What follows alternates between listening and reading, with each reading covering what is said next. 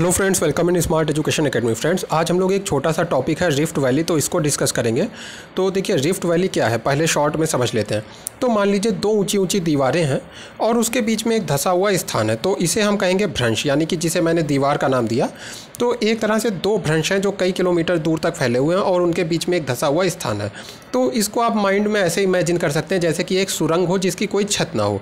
तो यहाँ पे देखिए, जैसे कि एक फिगर है, तो यहाँ पे देखिए ये एक उठा हुआ स्थान है, ये इस साइड में एक उठा हुआ स्थान है, इसे हम भ्रंश कहेंगे एक, और दूसरा भ्रंश इधर है, यानी ये एक उठा हुआ स्थान है। और इसके बीच में हम लोग देख रहे हैं ये जो स्थान है ये नीचे को धंसा हुआ है, तो इसे हम लोग कहेंगे, ये जो संरचना हमें दिखाई दे रही है इसे हम लोग रिफ्ट वैली कहेंगे। तो यही रिफ्ट वैली का एक और एग्जाम्पल है। तो अब देखिए, हम लोग ये देखेंगे कि रिफ्ट वैली बनती कैसे है, यानी कि इसका निर्माण कैसे होता है। तो इसके बारे में देखिए दो थ्योरीज हैं, एक ये पुरानी थ्योरी है और इसके बाद एक नई थ्योरी है। तो पहले पुरानी वाली थ्योरी को हम लोग पढ़ लेते हैं, जिसे हम लोग कहते हैं टेंशनल हाइपोथेसिस। और ये थ्योरी जो है मान्य नहीं है, तो आगे वाली थ्योरी ज़्यादा इंपॉर्टेंट हो जाती है। तो देखिए, यहाँ पे एक बात बता दूं कि कई सारे लोग मुझसे कह रहे हैं कि आप हिंदी में लिखिए। देखिए, मेरी प्रॉब्लम यह है कि हिंदी मीडियम और इंग्लिश मीडियम दोनों के स्टूडेंट हैं मेरे साथ, और अगर मैं हिंदी में केवल लिख देता हूँ सारा कुछ, तो इंग्लिश मीडियम वालों के पल्ले कुछ भी नहीं पड़ेगा। तो जब मैं इंग्लिश में लिख देता हूँ और हिंदी में बोलता हूँ तो दोनों की हेल्प हो जाती है। और देखिए, जो लोग नोट्स वगैरह बनाते हैं, तो जो मैं हिंदी में बोल रहा हूँ, अब जैसे मैंने कहा टेंशनल हाइपोथेसिस, तो इसकी हिंदी हो गई तनावमूलक परिकल्पना। तो आप अपनी कॉपी पे तनावमूलक परिकल्पना लिख लीजिए, आपका काम हो जाएगा। तो इस तरह से देखिए, थोड़ा अगर आप कोऑपरेट करेंगे तो दोनों जो मीडियम के स्टूडेंट्स हैं उनको हेल्प हो सकेगी। तो पहली थ्योरी हम लोग देखते हैं, जो कि है टेंशनल हाइपोथेसिस, जो बताती है कि रिफ्ट वैली का निर्माण कैसे होता है। तो देखिए, तनावमूलक परिकल्पना में इस बात को समझाने के लिए कि रिफ्ट वैली का निर्माण कैसे होता है, जो आर्क वाली बिल्डिंग होती है, यानी कि जिसे हिंदी में कहते हैं मेहराब वाली बिल्डिंग, तो जो मेहराब वाली बिल्डिंग होती है उसका इस्तेमाल किया गया है। तो देखिए, मेहराब वाली बिल्डिंग क्या है, अगर आप किसी भी ऐसे शहर से हैं जहाँ पे मुगल वगैरह पीरियड का टाइम रहा है, तो वहाँ पे आपने देखा होगा इस तरह के गेट बने होते हैं ऐसे गोल टाइप के, तो इसी को हम कहते हैं आर्क।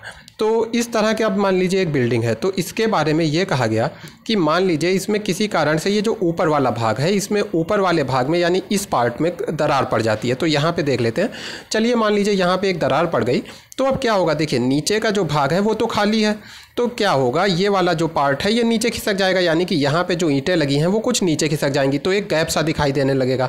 तो उसी को कहा जाएगा रिफ्ट वैली। अब इसी को देखिए जोग्राफर्स ने जो हमारी पृथ्वी है उसके संबंध में कैसे एक्सप्लेन किया कि मान लीजिए एक चट्टान है और इस चट्टान पे एक फोर्स काम कर रहा है, एक इसके अंदर कह लीजिए टेंशन उत्पन्न हो रही है, क्योंकि इसका नाम ही है टेंशनल हाइपोथेसिस।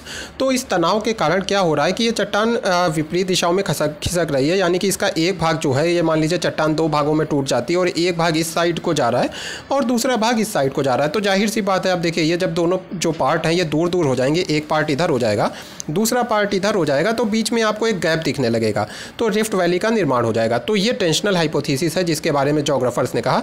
लेकिन देखिए, इसके ऊपर कई सारी आलोचनाएं हुई, यानी कि ये थ्योरी सही नहीं है। तो कुछ बातें समझते हैं कि ये थ्योरी कैसे सही नहीं है। तो सबसे पहले देखिए, जो पॉइंट दिया गया वो ये था कि ये जो हम लोग मेहराब देख रहे हैं, जो आर्क देख रहे हैं, तो इसके नीचे स्पेस जो है वो खाली होता है, रिक्त होता है, तो ये ईंटें जो हैं ऊपर वाली नीचे की ओर सरक सकती हैं। लेकिन यहाँ पे जो हमारी पृथ्वी है, जब हम पृथ्वी पे चट्टान के संबंध में बात कर रहे हैं, तो इस चट्टान के नीचे भी एक कह लीजिए पृथ्वी है, यानी कि एक धरातल है, तो यहाँ पे खाली स्थान तो है नहीं। तो ये जो बीच वाला भाग है वो नीचे की ओर कैसे खिसकेगा, यानी कि देखिए, हमने ये देखा था कि एक चट्टान है, ये चट्टान दो दिशाओं में खिसकी, और जब ये दो दिशाओं में खिसकी तो इसके बीच वाला जो भाग था वो नीचे की ओर खिसक गया, यानी कि यहाँ पे जो पार्ट था वो नीचे की ओर चला गया। लेकिन यहाँ पे बात ये कही गई कि जब देखिए ये जो बीच वाला पार्ट है इसके नीचे धरातल है, यानी कि यहाँ पे जो है ज़मीन है, तो ये बीच वाला भाग नीचे की ओर खिसक के कैसे जा सकता है। तो इस बात पे इसकी आलोचना की गई। फिर देखिए, इसका एक सॉल्यूशन निकाला गया कि चलिए मान सकते हैं कि ये भाग नीचे की ओर जा सकता है, पर इसके जाने की एक देखिए शर्त होगी, एक कंडीशन होगी। वो कंडीशन क्या होगी, अब ये देखिए चट्टान का एक पार्ट है, ये चट्टान का दूसरा पार्ट है और ये बीच वाला भाग है। अब ये बीच वाला भाग नीचे की ओर चला जाए, इसकी शर्त यह है कि इसके नीचे कुछ लिक्विड हो, यानी कि ऐसा मटेरियल हो जिसके ऊपर ये बीच वाला भाग प्रेशर डाल के उसको नीचे की ओर धक्का दे सके, क्योंकि धरातल है, अगर ठोस धरातल है तो उसे तो धक्का दे नहीं सकेगा। तो पृथ्वी के नीचे लिक्विड क्या पाया जाता है, हम लोग जानते हैं कि पृथ्वी के अंदर मैग्मा पाया जाता है, यानी कि लावा पाया जाता है। तो अगर यहाँ पे लावा हो तो हाँ, ये बात हो सकती है कि ये जो बीच वाला भाग है वो खिसक कर नीचे चला जाए, नीचे की ओर चला जाए, और टेंशनल हाइपोथेसिस सही हो जाए। लेकिन फिर से देखिए एक बात आती है कि कई सारी रिफ्ट वैली ऐसी जगहों पे मिलती हैं जहाँ पे कोई भी ज्वालामुखी नहीं है। तो जिन जगहों पे वोल्केनोज नहीं है, जिन जगहों पे ज्वालामुखी नहीं है, वहाँ पे रिफ्ट वैली कैसे बनी? तो एक ये क्वेश्चन आता है। तो ऐसे में टेंशनल हाइपोथेसिस जो है उतनी सही नहीं होती है। फिर देखिए एक बात और कही जाती है कि जिस समय रिफ्ट वैली का निर्माण हो रहा था उस समय पृथ्वी के धरातल पे जो लावा निकल रहा था वो लगभग बंद हो चुका था, यानी कि जो ज्वालामुखी के मुंह हैं वो लगभग बंद हो चुके थे। अब देखिए पृथ्वी के अंदर से जो लावा आ रहा है उसका निकलना बंद हो जाए, यानी कि पृथ्वी के अंदर से जो लावा का सोर्स है वो बाहर तक लावा ना भेज पाए, इसकी कंडीशन क्या है? अब देखिए एक चट्टान ये है, दूसरी चट्टान ये है, इनके बीच में कुछ स्थान है जहाँ से लावा बाहर आ रहा है। अब ये चट्टान अगर इधर मूव कर जाए, ये चट्टान इधर मूव कर जाए, ये दोनों आपस में मिल जाएँ तो यहाँ पर ये जो एक तरह से कह लीजिए मुँह है जहाँ से लावा बाहर आ रहा है वो बंद हो जाएगा।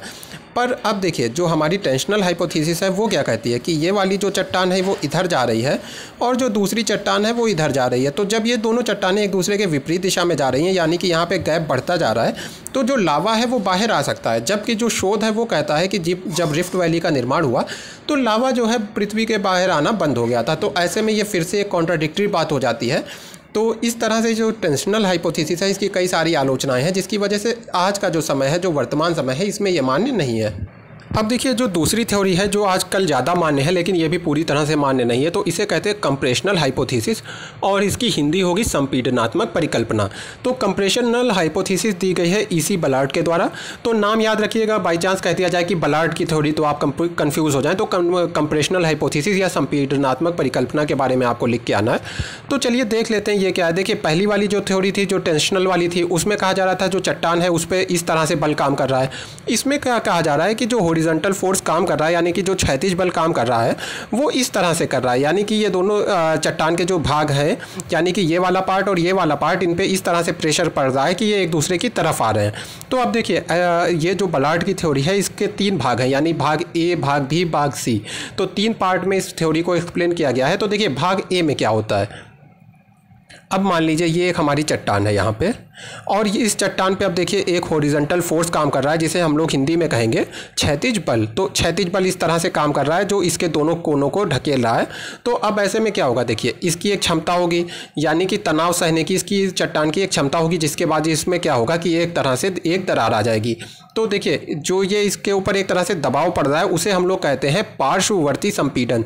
तो ये सारे वर्ड्स आप अपनी कॉपी में लिख के आइए कि पार्श्ववर्ती संपीड़न, और इंग्लिश में भी लिख दीजिए उसे कि लैटरल कंप्रेशन, यानी कि इसके ऊपर क्षैतिज बल काम कर रहा है जिसे हम लोग कहते हैं पार्श्ववर्ती संपीड़न या फिर लैटरल कंप्रेशन। तो ये जो बल काम कर रहा है इसकी वजह से इसमें एक तरह से तनाव उत्पन्न होता जा रहा है, एक तरह से इसके ऊपर दबाव बढ़ता जा रहा है, जिससे कि यहाँ पे एक क्रैक डेवलप हो जाएगा। यानी कि जो हम पार्ट ए देख रहे हैं, देखिए अभी इस थ्योरी का हम लोग पार्ट ए देख रहे हैं। तो पार्ट ए में क्या होता है, ये जो चट्टान है ये चिटक जाती है, इसमें एक क्रैक यहाँ पे आ जाता है। तो अब देखिए क्रैक आ जाएगा, चिटक जाएगी, तो क्या होगी, यानी कि यहाँ से चट्टान कमज़ोर हो गई। और यहाँ पे देखिए ये जो बल है ये लगातार काम करता रहेगा, यानी कि ये वाला जो बल है ये इस साइड में ढकेलता रहेगा और ये वाला जो बल है ये वाला इस साइड में इसको ढकेलता रहेगा। अब देखिए मान लीजिए कि कुछ देर के लिए मान लेते हैं कि ये जो चट्टान टूट गई है, इसको 2 भागों में मान लेते हैं। एक जो इधर वाला भाग टूटा इसे भाग ए मान लेते हैं और इधर वाले भाग को भाग बी मान लेते हैं। अब देखिए पार्ट बी देखते हैं, यानी कि इसका दूसरा भाग क्या होगा इस घटना का।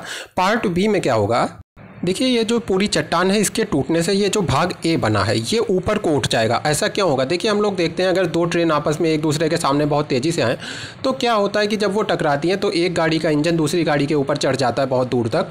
तो ये हम लोगों ने देखा है ऑलरेडी अपनी लाइफ में। तो उसी तरह से घटना यहाँ पर भी होगी, यानी कि ये जो पार्ट ए है ये ऊपर हो गया और जो पार्ट बी है ये नीचे हो गया। तो इस तरह से ये ए जो है ऊपर हो गया और ये जो बी पार्ट है ये नीचे हो गया। देखिए ये जो भाग ए ऊपर आ गया है तो इस घटना को हम लोग क्या कहते हैं, इसको हम लोग कहेंगे उत्क्रमण या क्षेपण, इंग्लिश में कहेंगे ओवर थ्रस्टिंग। और ये जो भाग नीचे चला गया इसे हम लोग कहेंगे अधा क्षेपण हिंदी में, और इंग्लिश में कहेंगे डाउन थ्रस्टिंग।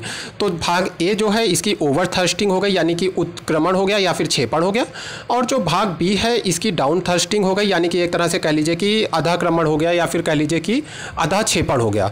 तो ये पार्ट बी आपका होता है। और इसमें देखिए अभी भी जो एक तरह से फोर्स काम कर रहा था, जो एक इस तरफ से फोर्स काम कर रहा था, जो एक इस तरफ से फोर्स काम कर रहा था, ये अब भी काम करता रहेगा।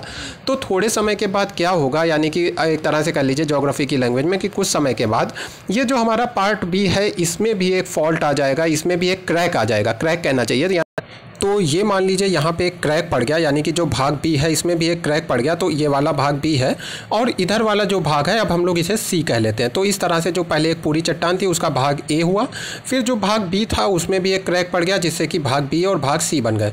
अब देखिए तीसरा जो चरण है जो पार्ट सी है उसमें क्या होगा।